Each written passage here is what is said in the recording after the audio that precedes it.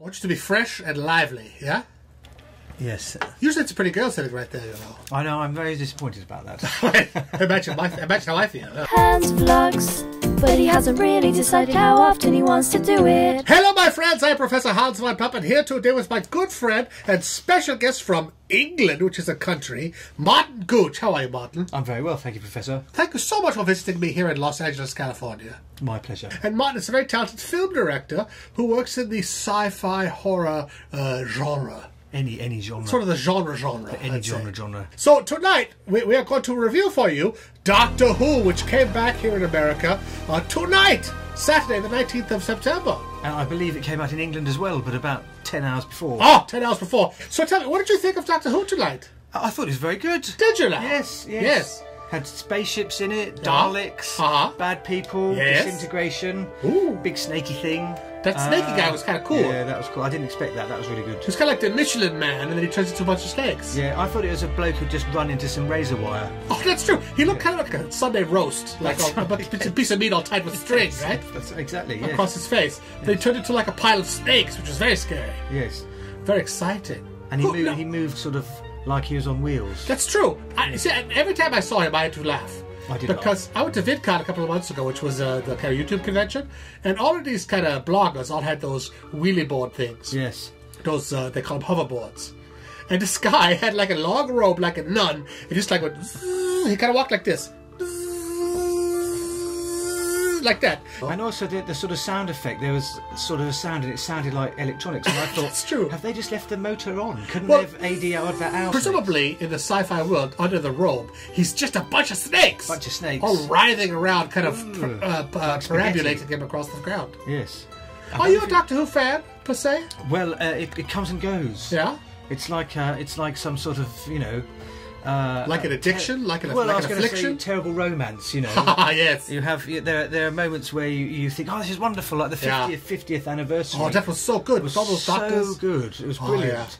I just was, and they had a secret special episode with the 8th Doctor, Paul McGann. A little like 10 minutes. Yeah, and that was just brilliant. It came out on the internet when I was at work. It just sort of popped up, and I screamed like a girl when I discovered it was on. And I watched it. I was just like, oh my god, this is nothing better.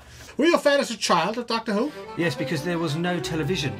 Of course. Well, there was television. When I was a kid, there were 3 channels. Yes, and the highlight of the week was Doctor Who, and I think it was about 5:30 or some ridiculous time in the afternoon. Why was it on at 5 in the afternoon? Because it's a kids' programme. Wait a minute, it's a kids' programme? Well, so they say.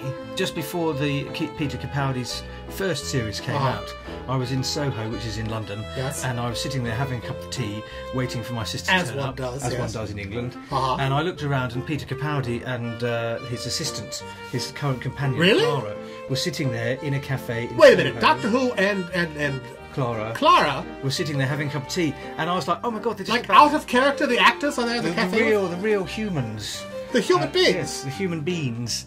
And in their private moments, you were there witnessing their private relationship. And they were having a chat, and I was sitting on the table next to them, and I just thought, should I? And I just thought, if I finish my cup of tea before they go, then I won't go and speak to them.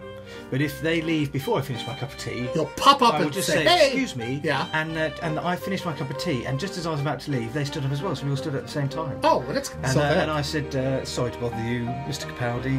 Just wanted to say, you know, how exciting it is to see the new, because it was before he'd been Doctor Who, you see, before we'd seen anything. He was very lovely and shook my hand, and we had a joke and all that, and yes, got a hug from Clara. Brilliant. Marvellous. Had a hug. Very happy, yes. That's wonderful. Yes, it was good. But it was just that serendipitous moment of being in the right cafe. Well, of course, the right place at the right time. And there are those who would lose their pants over something like that. You know? Which can be embarrassing. It can be. It can be terribly embarrassing. Yes. But anyway, we should give like a review. Because people like reviews and judgment and opinions. Yes. What's your review of this season premiere of, what is it, the 19th millionth season of Doctor Who? Yes, the infinite season. Yes, the 2015 season. Well, I thought it was very good. I wouldn't say it was classic Who. I would say it was very good Who. Shall we give it a 3.5/4 out of 5? Out of 5, all right. Yeah, good. All the you know, it's a little bit self-indulgent. little bit, yeah. Yeah. I found it a little bit tiresome, to tell you the truth. I thought it took a long time to get going. It did take a long time. I like the snaky face guy with the the beef bourguignon face, you know. And then very self-indulgent. The Doctor's playing his electric guitar on a chieftain tank in a medieval ring.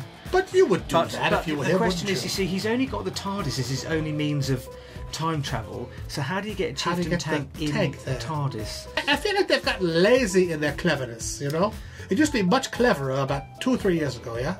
Yes, I think there's a it's, how do you say, they are overconfident in what they're trying to tell you. Overconfident, yes, that's true. They got you. They know you're going to watch. They know they got you. They can just kind of do anything. So they don't go out of their way to be extra clever. There was no big like, oh my God, surprise! Like that's what you want. You see, the biggest question is, why would Clara want to work in some crap inner city school? That's right. She's travelled through all of time and space. She's seen the birth of the universe, the death of the universe. True. She could just sort of go somewhere, and she realises her value as like the linchpin of the Doctor Who world. You see. And then, of course, when things go bad, the Secret Services units immediately get in touch with Clara. They swoop right in and get her out of the school, and they fly her to somewhere ridiculous in seconds to see Missy. And she's just like a school teacher. If I was Clara, I'd be like, Doctor, can I just want, like, you know, a big box Well, that of means there's a whole diamonds? government agency that's on board with the whole Doctor Who existing. Yes. And, like, keeping track and, like, monitoring and understands there's aliens and everything else. I kind of like it better when Doctor Who is behind the scenes, you know. Yes. When the government is not on board with all of this magic, yeah? Yes, when he's more the cloaked figure in the darkness. Yes. Rather than the chap in the foreground. Exactly. Yes. Yeah, I don't know. I want like a little more magic and fun out of this. You know, that's what I like about Doctor Who. Dinosaurs on a spaceship. That was magical and fun, you know? Yes, that was good. Vincent van Gogh. Magical and fun. Yes. You know, those are the ones I really like. I like the Robin Hood one, was good. Oh, that was good too. Robot Hood, yeah? Yes. That was very clever. And the one with all the... Didn't make the most sense, but they don't tend to do you know, that's willing suspension of disbelief, isn't it? I suppose. There's a man travelling through time and space. Travelling time and space. Yes, at the same time. At the same time. Yes. You know, I think we've run out of time. Speaking of time and space, we've got a party to go to, you and I. Oh, have we? All good. We're going to go meet some pretty girls here in North Hollywood, you know. Party shirt. If you want to see more from Mr. Martin Gooch, you can see his many films. Look at Martin Gooch on iTunes. He's got a film called Death. After Death in the USA. After Death on iTunes, and also the Search for Simon, which is excellent, you can see. Which even has Sophie Aldred in it, who's an actress from Doctor Who, of course. Really? We'll put links in the doobly-doo for that. We can click on that. And also, if you'd like to hear some in-depth conversation with Mr. Gooch, who's a very accomplished film director, he was in a podcast recently called Boy Cow Radio. I don't know. There were no. Well, there was a boy there. No cows. Well, I think it's a metaphor. So I don't know. Anyway, we'll put a link for that down here. You can hear that. It's coming out soon. And thank you very much, Martin. It's lovely to have you on my show. Thank you, Professor. Thank you so much. Please like and subscribe. I'm sorry I haven't made a video in such a very, very long time, but I've been just busy doing things. You know how it is, don't you? I do.